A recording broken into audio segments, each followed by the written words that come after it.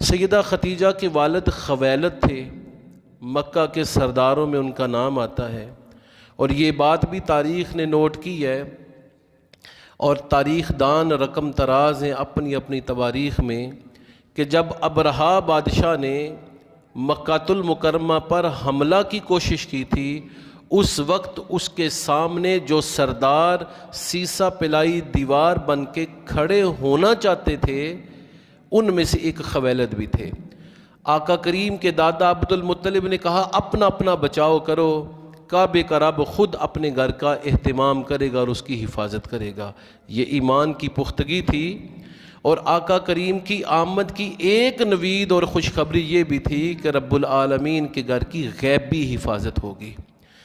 تو خویلد انہی لوگوں میں سے تھے جو مکے کے سردار تھے، دولت مند متمول آدمی تھے، مال اللہ نے دیا تھا، تاجر تھے، تجارت کیا کرتے تھے۔ بیٹی کی پرورش اس انداز سے کی کہ بیٹی بھی حقیقی تاجرہ بنی۔